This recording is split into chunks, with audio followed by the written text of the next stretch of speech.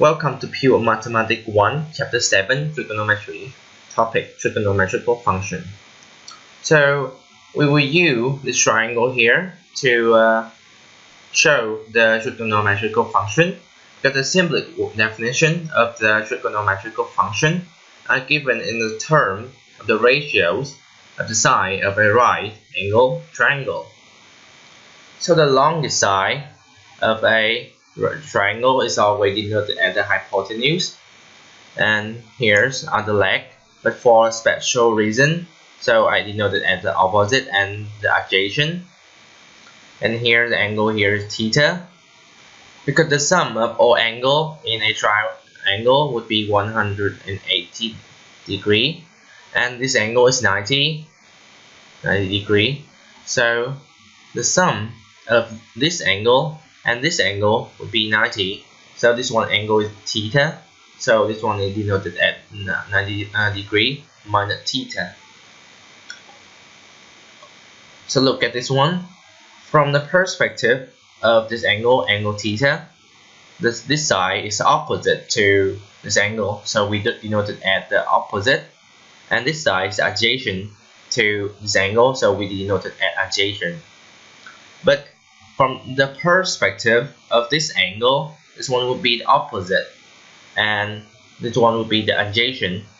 So depending on the angle that we are going to work on, so we will choose the opposite and the adjacent, which is appropriate to that angle. So for trigonometrical function, we have three main trigonometrical functions in P1. The first one is called the sine function. The sine function. So here I have the sine abbreviate in the form of three letters, sin, sine of theta, and say sine of theta, which is this one, will be the opposite over the hypotenuse. I say op over hypo.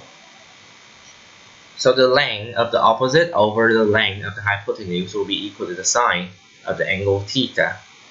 The second function is the cosine theta. Cosine function. The cosine of theta equal to the adjacent aj over the hypotenuse, which is this one. And the last one is the tangent function. Tangent function. So we have tan theta equal to opposite over adjacent.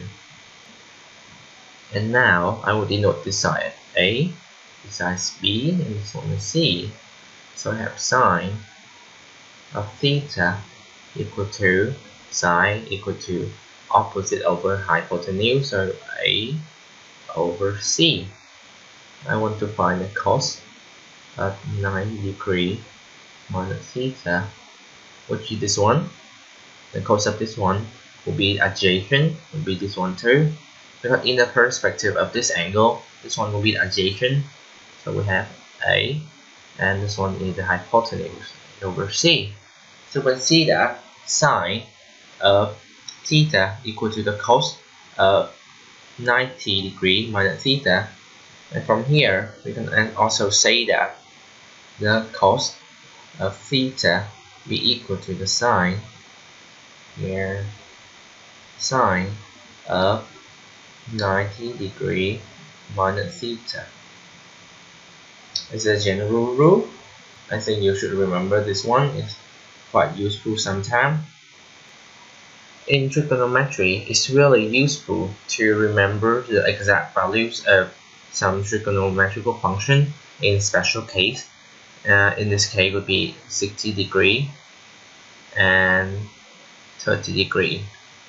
And now we'll find out how to find the numbers. And we have a equilateral triangle ABC with x sides 2. And we have the line of symmetry, which is AD. So this one will be perpendicular with the line BC, and AD will divide BC into two equal parts. So D will be the midpoint of BC.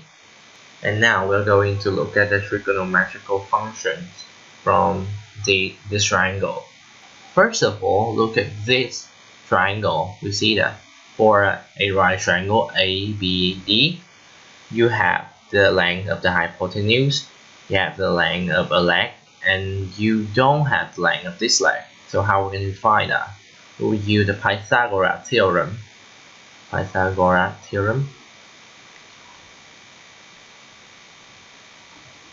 We state that for any right triangle, the square of the two legs plus each other will be equal to the square of the hypotenuse. So we have AD equal to square root of 2 square minus 1 square, which is square root of 3. And now we'll find the trigonometrical of the angle ABD, which is 60 degrees.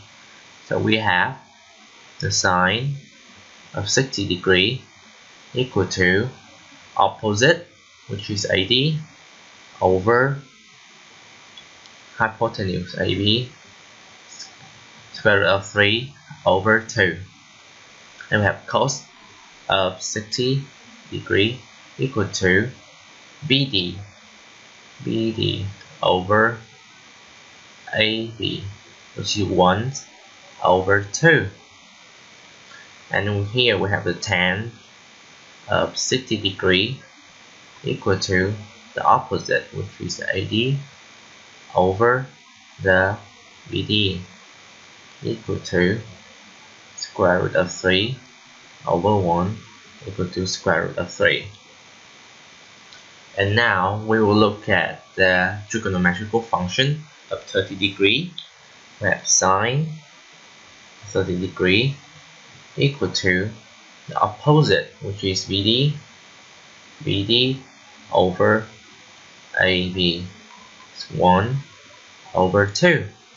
And we have the cosine of 30 degrees equal to the adjacent, which is AD over AB, equal to square root of 3 over 2, and the tangent of 30 degrees equal to the opposite, which is BD, over the adjacent AD, equal to 1 over square root of 3. So you can see that the sine of 60 degrees equal to the cos of 30 degrees. As I mentioned before, the sine and the cos of two complementary angles will be equal to each other, and vice versa. And another special case is the angle 45 degrees. And now we have a right triangle, x size 1, so we need to find the values of the hypotenuse. So we, based on the Pythagoras theorems, like I mentioned before, we will have PQ equal to square root of 1 square plus 1 square, which is square root of 2.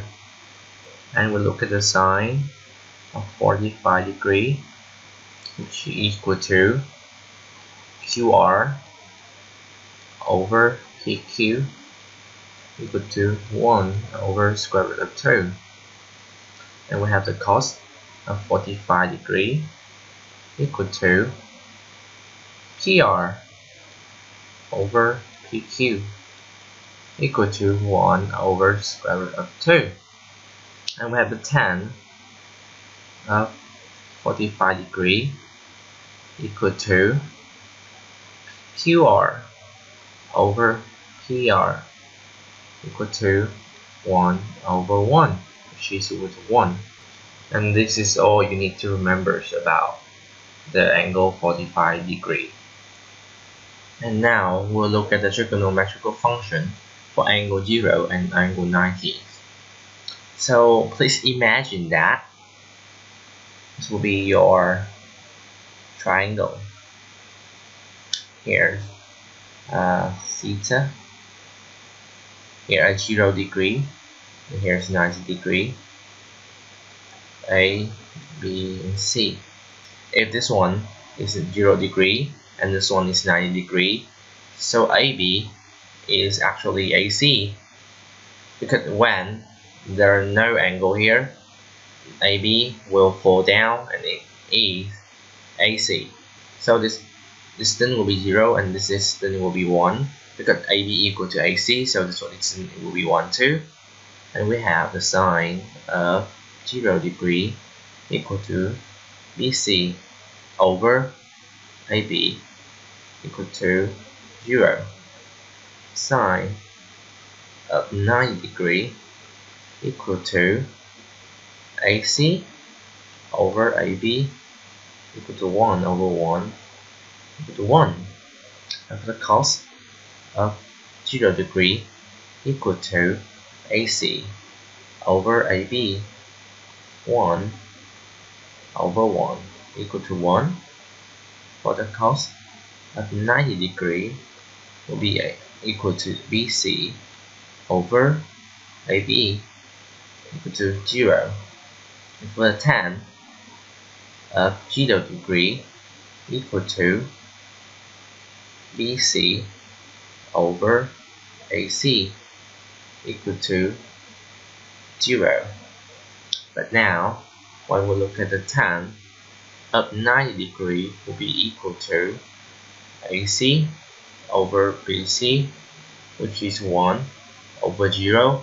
This one is not defined, so this one doesn't exist. No existence.